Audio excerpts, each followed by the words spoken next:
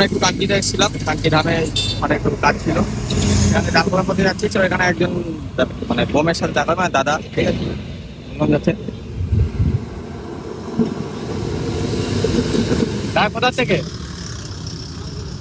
বাংলাদেশ থেকে। কি এখন সাইকেল নাকি বলবো? কত দূর যাবো? হ্যাঁ, মানে পূর্ণিয়া। এখান থেকে কি পূর্ণিয়া যাবা?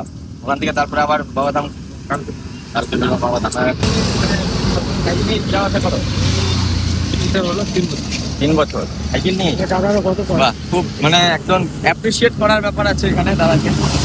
সাইকেল নিয়ে এতটা দূর আমি তো জাস্ট কালকে ফিরে এলাম বাবাধাম করে, ঠিক আছে, যে এখনো বাইকে লাগানো আছে। বাইকে গেছি সেটা আলাদা ব্যাপার, কিন্তু সাইকেল নিয়ে যাওয়াটা কিন্তু বিশাল টাফের ব্যাপার, ঠিক আছে। এত তার মানে 300 কিলোমিটার, 300-350 কিলোমিটার এখনো রাস্তা। দাদার নাম কি? মহেশ কি? মহেশ ভুইয়া।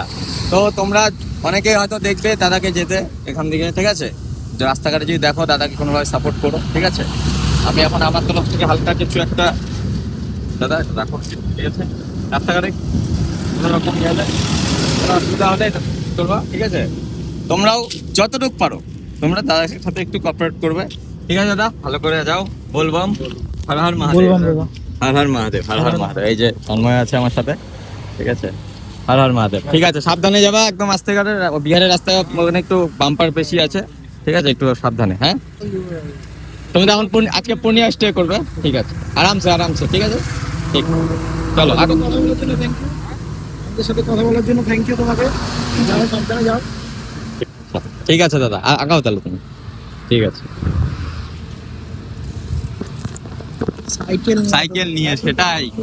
অনেকে হেঁটেও যায়, কিন্তু হেঁটে তো সুলতানগঞ্জ থেকে যায়, সাইকেল নিয়ে এতটা যাবে 300-350 কিলোমিটার। সেটাই ভাবছি, অ্যাপ্রিসিয়েট করার ব্যাপার আছে।